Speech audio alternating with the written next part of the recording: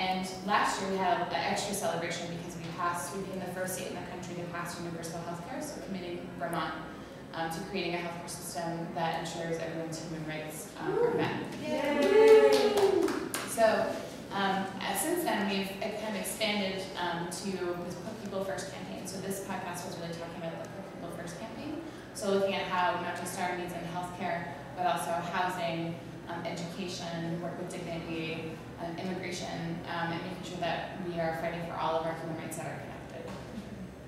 So I'd like to hear more about the Put People First campaign, but first I want to ask you a question about something that's been in the news very recently.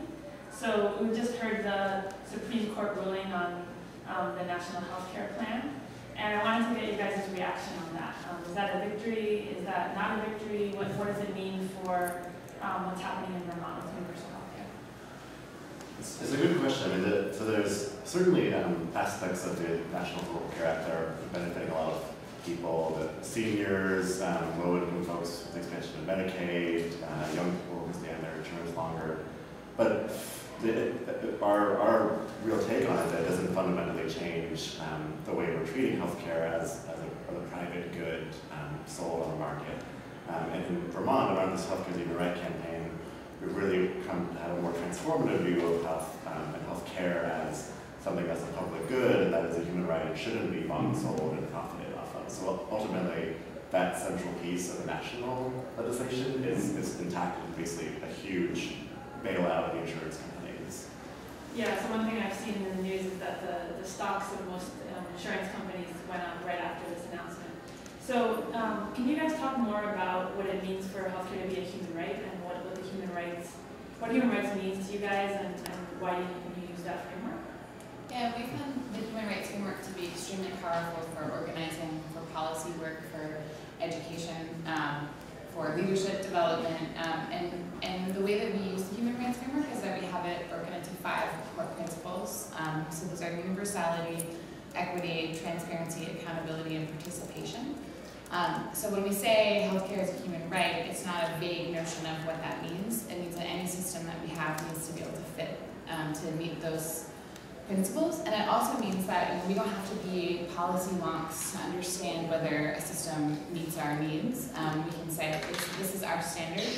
We're not compromising on it. We are expecting that our elected officials are going to ensure that these principles are met in the healthcare system. And that is true for all the other areas of our lives too, whether it's education or transportation or whatever. So we find it extremely powerful and also uniting a lot of people across different traditional differences. So when we say healthcare is universal, one example is last year when they before the healthcare bill passed, they tried to attach an amendment that would exclude undocumented people from our healthcare system. And I think what was really powerful was seeing how in a matter of a day that there were many people, thousands of people at the State House on May 1st actually saying, when we say universal, we mean everyone. And I think that because we kind of got ahead of some of these things that really can divide us by saying these are our core values and we're not compromising on them, that it allowed us to really stand strong and really fight for what we really want. And I think there's another piece of that too, is that the human rights framework gives us tools for really envisioning what we want. It's not just about not this private system. It allows us to dig really deep and imagine what would true universality mean? What would equity in the most radical sense of that word look like? So it's a really powerful tool for envisioning. So you guys also mentioned, obviously there's a big battle ahead to implement this healthcare system, but also you guys are not just stopping there or letting that be the one victory that then you close up shop. But can you talk more about what the Put People First initiative is and how you're working across the state now? Yeah. So Megan referenced this, and some of this was already talked about in the podcast. But part of the realization with launching this Put People First is that it's not going to really matter if we have universal health care if someone's still driving back home to a house that has lead paint, or they can't access healthy food because of the nature of the food system in Vermont, or they don't have a work with dignity that gives them a paid sick day so they can go and use their health care. So there's a recognition of all these issues being really interconnected, and also a recognition that historically, the way we are often defeated around our collective struggles is the sort of divide and conquer tactic. So, for instance, we don't want to see this new healthcare system built at the expense of the human right to education. Because, okay, we'll pay for your healthcare by cutting this budget in half, and really looking at, well, these are all fundamental needs we need to live with dignity, and how can we actually be uniting around that idea to really change the systems. And part of the Put People First campaign is looking at the budget and saying what it, the budget is a reflection of our priorities, and what would it look like if we put our community's needs first and then figure out how to raise the revenue based off of that versus like here's your smaller shrinking piece of the pie, cut it up. So we anticipate as healthcare next year that the big piece of it is figuring out the financing, that they'll say, okay, well you can have your healthcare system, but it means cuts to food stamp benefits, or it means cuts to education spending. And so saying no, we're actually not going to say we'll have this or this, that we want all of it, and that we have enough resources to meet everyone's needs. It's really, it's also just a rejection of this austerity paradigm that has been increasingly popularized all over the world, and saying that actually we do have the resources, we do have abundance, and we can meet the needs of our communities and our people. Thanks for sharing that. I think it's also a really good example of how you guys are managing to not just respond to things, but also get ahead. I've heard that many times, and I think that's something that we all need to learn how to do better, to be ahead of the game, ahead of the other side, and be able to be proposing what we want and not just kind of being in opposition to what's happening to us. Is there anything else you guys want to share? Well, we definitely want to thank Prometheus, and also thank all the organizations, thank Migrant Justice and the Mobilizing Project, and also say that we've all learned so much from all these organizations that we have really deep, real connections with. And also that everyone should come out to our panel tomorrow morning from 9 to 10:30 on radio as an organizer. So thank you.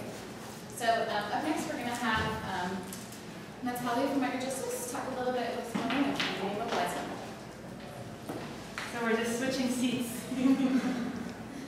All right. Thank you, Work Center, for sharing your story.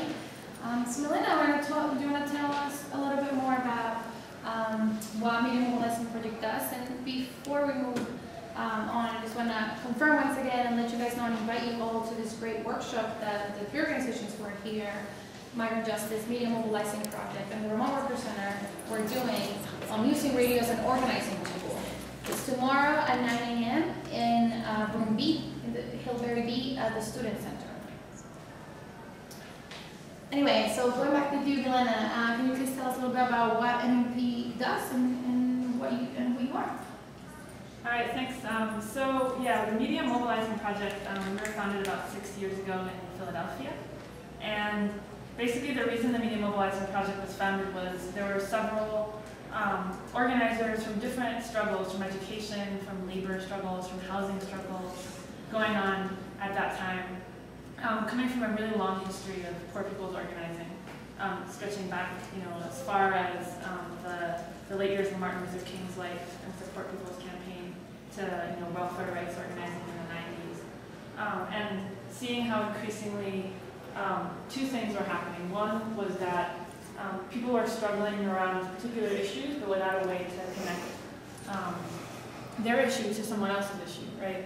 So kind of what we heard a little bit from Vermont Worker Center, this ability to say, well, we may have won some on healthcare, but if you can't take a time off work to go to the doctor, or you have leg pain or you can't get healthy food, then that win is very limited, and we need to be able to find ways to connect those issues. So that was one reason that the Media Mobilizing Project was founded. The other reason was because increasingly with consolidation of media and also increased corporate control of media, more and more organizing campaigns were going unseen and unheard, and the message was being controlled more and more by the other side. So this realization that with new technology we were more able than ever to make our own media, right? But to do that in order, in the service of building a movement, a broad movement that can connect issues and fight for the human rights of all people. I wanted to also ask you, Milena, specifically what campaigns are you guys currently working on? So one campaign that we're working on that's very, I it's actually in collaboration with Migrant Justice, is a campaign for driver's licenses in Pennsylvania. So just like in many other parts of the country, there's been an increased attack on many workers, including immigrant workers. And the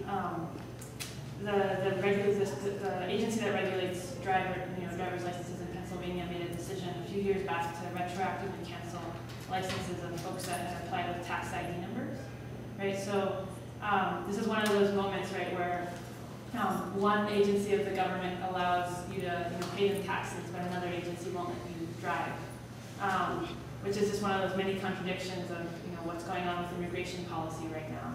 But one of our leaders and a small group of people were able to actually win a lawsuit at the state level after many appeals, saying that basically this was done illegally. And since then we've been coming together and bringing together other of the thousands of people across the state who had this happen to them, and to pursue, how can we actually get licenses for everyone? This is actually a right. Driving is a necessity for most people in order to be able to make a living and to take their kids to school and so many things like that. So that's one campaign that we're working on right now. Another campaign of ours, which is also in drawing on Vermont Worker Center. So this is another example of how we work so closely together, is our Put People First initiative. So drawing on the example of how Vermont has been able to organize across the state, this is something that we've taken up as a challenge for ourselves in Philadelphia and Pennsylvania. So our state is a state that is very divided between urban and rural, but we know that we need to be able to find ways to transcend those divisions in order to build broad power, right? To get out of these different silos and these different divisions, and to say, most people in this society are losing out right now. We need to actually change that if we're going to win. And that doesn't mean just certain people, it means everyone.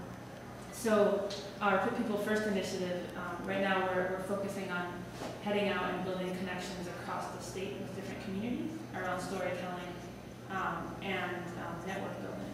So this is something that you'll be hearing more about from us in the coming years and months, but we're really excited about it, and so that's a little bit of what we're up to. Awesome, that's great. And I wanted to ask you, Milena, how is Media Mobilizing Project using media as both a leadership building tool and an organizing tool in your work? So a lot of our work is based obviously around media. So we've seen we've used this in many different ways. So one thing we do is that we run several media programs. So we have, for example, a Spanish language radio program right now called Radio Unidad. We have a television program called MMP TV. And we use these as a way to build collectives of people that are regularly engaged with the issues in their communities, with covering those, not just not only understanding them, but being able to build an analysis and a narrative around what is happening and what needs to change, right?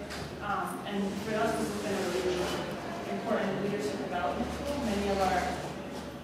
Most of our core leaders, folks that have really dedicated their lives to our work and our movement, have come through these media programs and kind of gotten engaged in that process.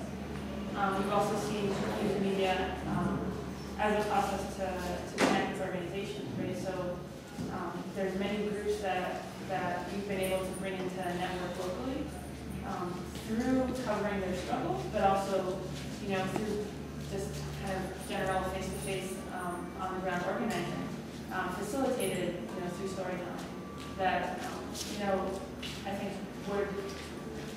would be much less strong if it wasn't for the kind of network that was built through media communications locally across PA. Excellent.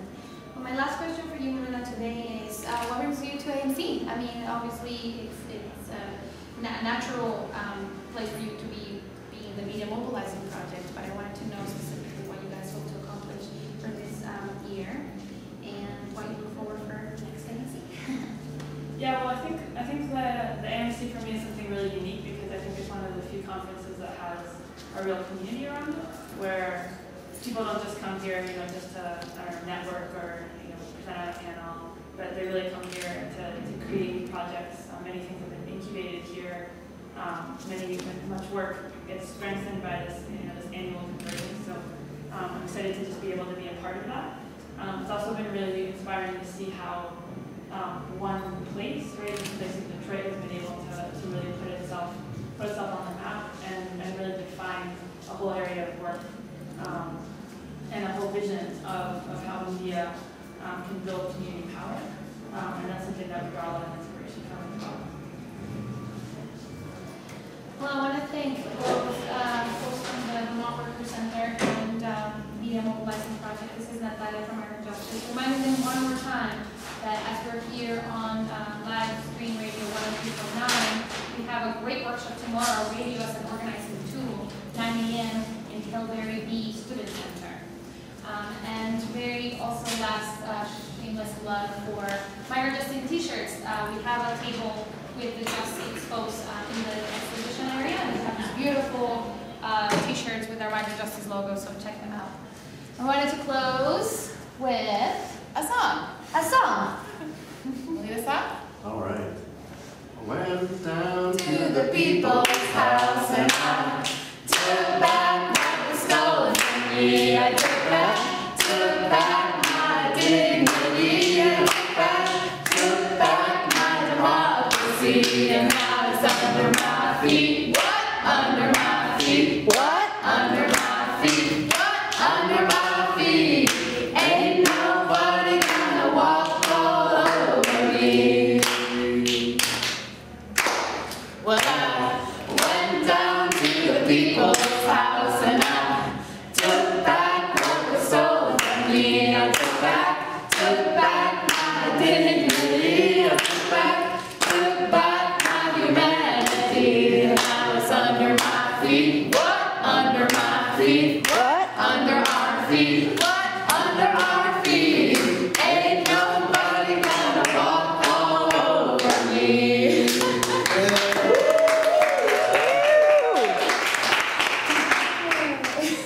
Thank you. Put people first. Yay!